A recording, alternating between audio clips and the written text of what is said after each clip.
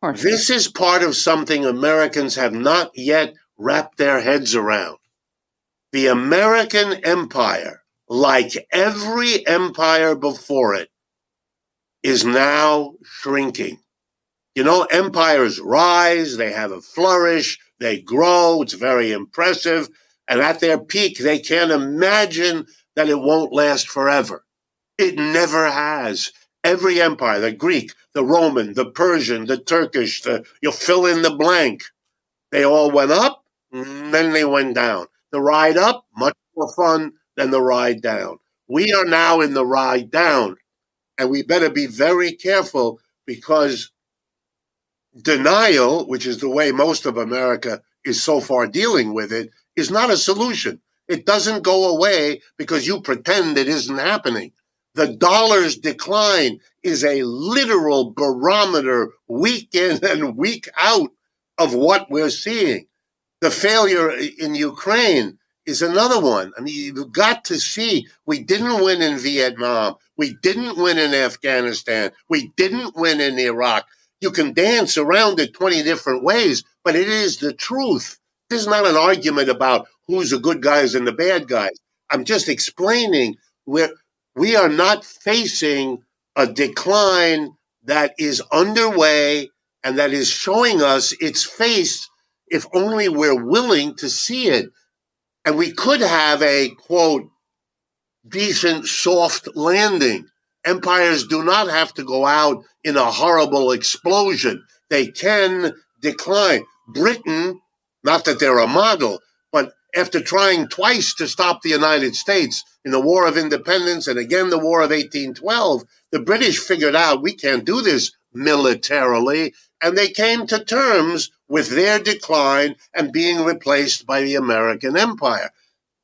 I don't know what's coming next. I don't know whether the Chinese will be the next empire or whether it'll be handled in a multinational way. And there's some evidence in both directions.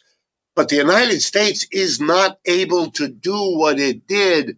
And one of the greatest mistakes empires in the past have made is overreaching when they can't do that anymore.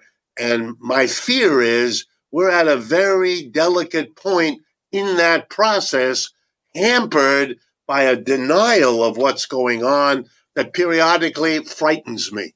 So if our politicians could get out of the state of denial and face reality, what would that look like? What would this soft landing that you just described look like? They would have to sit down at this point, either with China or with China and what we call the BRICS, this group of nations that are really working well together. China, India, Brazil, South Africa, Russia. I left out Russia, right. And there's a dozen other countries that have applied. So they're going to become much, much bigger in the next 12 to 24 months. You'd have to sit down with them and work out a live and let live arrangement.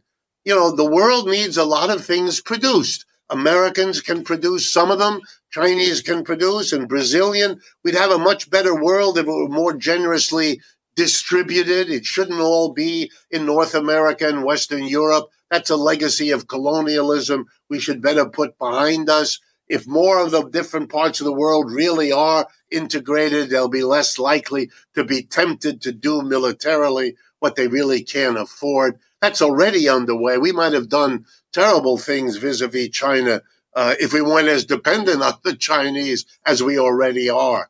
Look, from the time that Kissinger and Nixon went to China and reestablished relations with them several decades ago, until 10 years ago, the United States and China were helping each other. We're trading a lot. That's when a lot of American companies invested in China, et cetera, et cetera. We were able to live together. Those were years of great prosperity in the United States and great economic growth in China.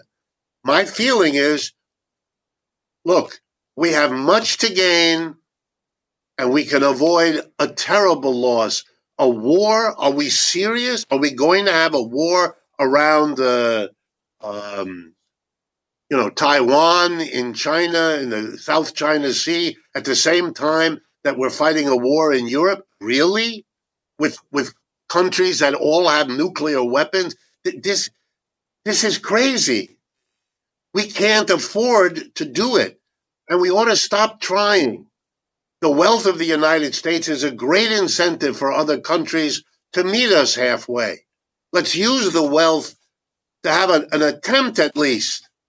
Even if we fail, it's worth the effort to try to do this rather than the saber rattling that's scaring everybody in the world and not bringing the United States out of its decline. Its decline continues.